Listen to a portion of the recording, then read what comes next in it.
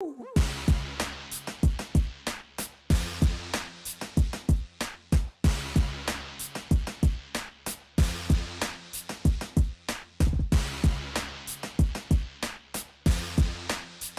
to the Hopcast. Thanks for coming back, everybody.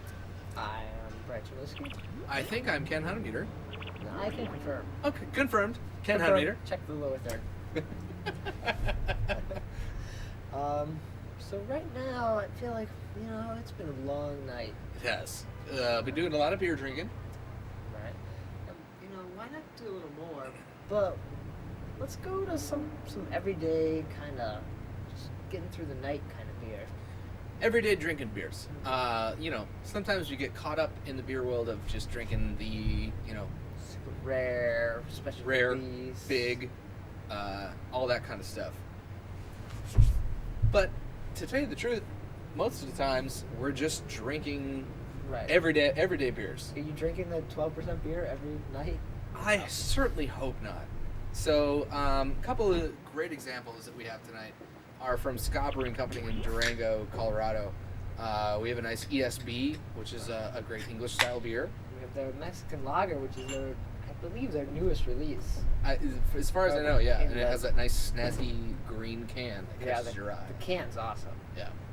And I believe it's with Says hops. Yep. It's got like Says on the chainsaw here. Let's snap open some Mexican lager. So yeah, we're gonna And start with that. they're very clever on the way they brand this beer with like lager as opposed to like chopping down trees as opposed to lager it as lagering beers. So it's kind of funny. So this comes in at 4.2%, which is an excellent session beer. Exactly what I need right now. Exactly what you need most of the time. That's 90% true. of the time Yes. is a 4% beer. Yes. So yeah, Let's pour it on out. great canned beers. Let's do it.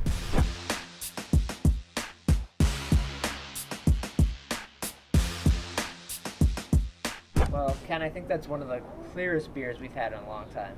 Yes. I mean, it's pretty pale, pretty bright. Clearly that. No pun intended. This is clearly filtered. But that's kind of what you're expecting out of a Mexican style lager is a filtered lager. But what you'll notice from the aroma on this beer is that it doesn't smell like the ass of a skunk. Because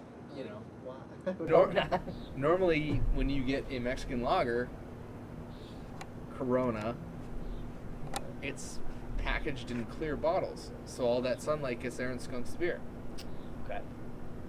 You get a nice waft of grain in here. Like these are packaged in cans. The cans, no light's getting in there. It's gonna last much longer than the Corona or even any of those other cervezas. So it has the nice I guess it's the Says hop, right? The aroma. It's not a bite, but it's freshness. Right. It's you're not gonna get like Raspy. it's not punch in your face IPA, but you're getting that hop aroma from the Saaz and a nice like grain background, and it's nice and even on the aroma. It's much more pleasant than you would get out of a typical cerveza. Well, let's make it a little drink it. I'm beat you, wait.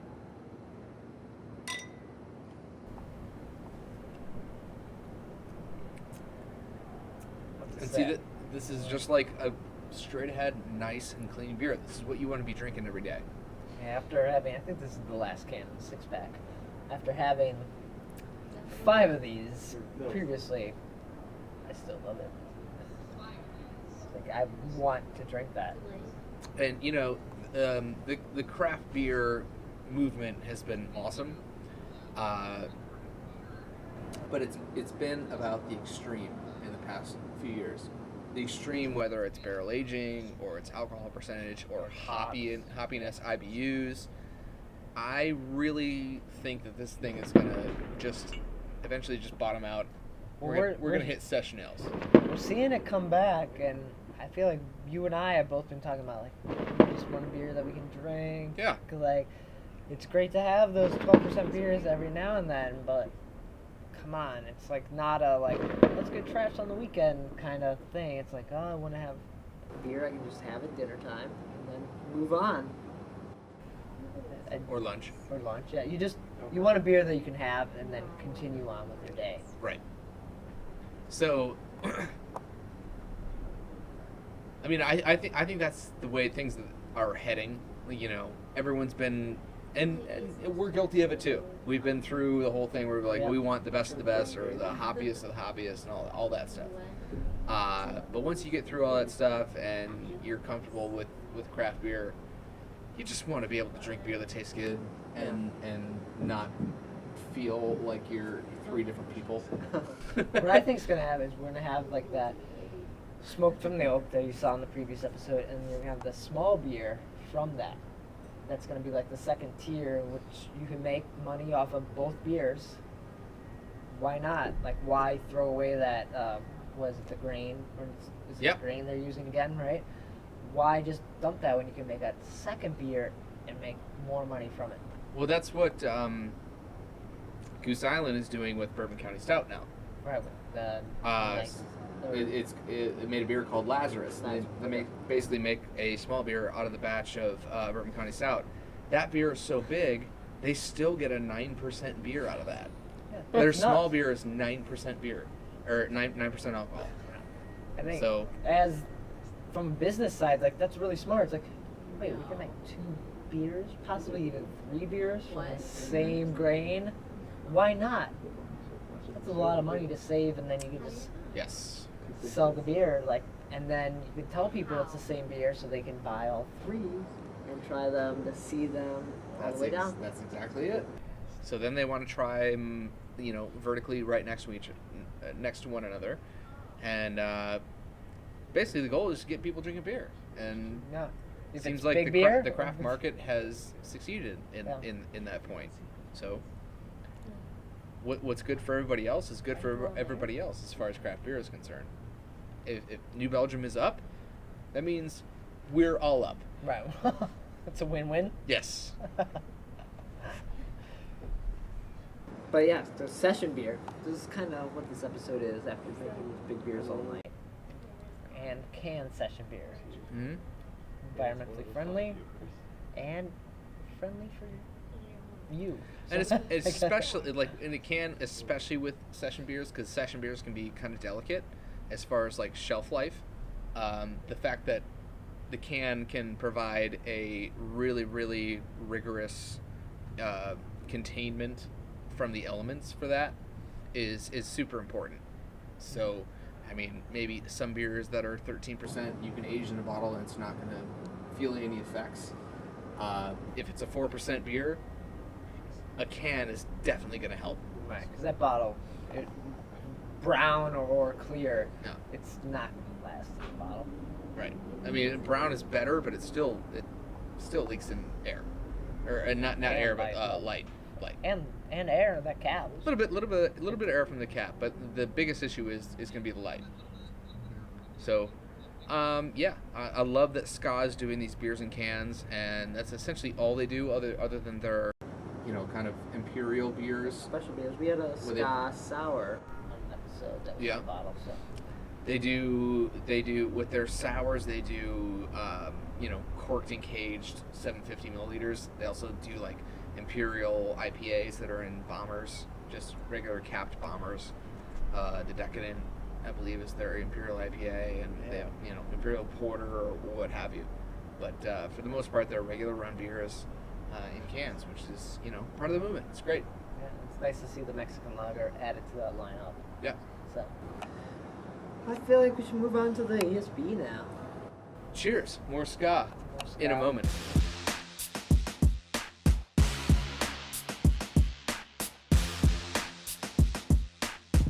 Man, those cans are good. Ska makes some good cans. Yeah, we like it in the can. I like Ska's cans. So, what I'm really excited about as a beer drinker is to drink a beer, as we refer to, just like a nice drinkable beer. And what better way to do that with like an English style bitter. Right. Is that? I don't know any. There's IPAs in the can. There's lagers in the can. Pilsners in the can. Is there English bitters in the can? I mean, Ska would be one. Other than that, nothing's coming to mind. I struck my beard on this one. Ponder. Maybe it'll come if I stroke your beard. No, I got nothing. No. So let's have a Ska ESB Extra Special Bitter. Oh, we forgot this. We forgot the skank. Maybe we pour it. Maybe after we pour it, we'll skank and enjoy. Yes, you skank it out. You can't have a Ska beer if you don't skank in the meantime of drinking it. So let's pour it on out. Check it out.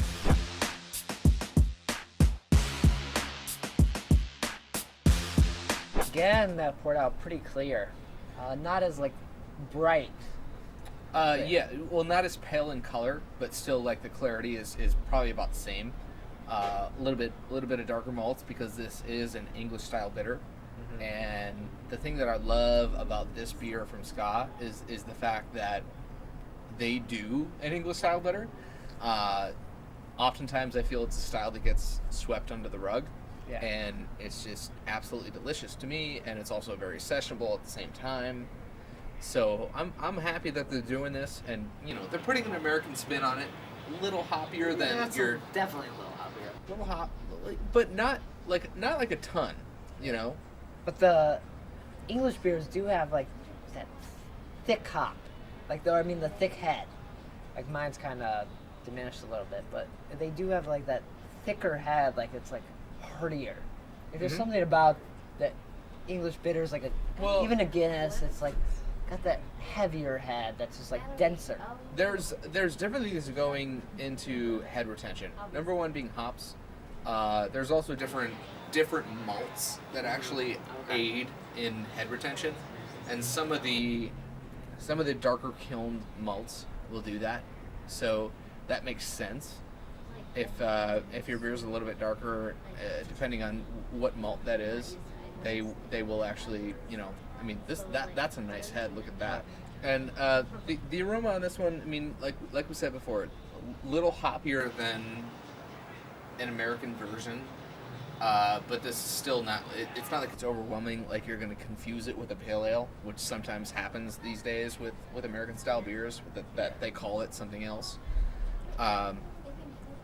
This, I would put this into an ESB category, for sure. Try? Yes.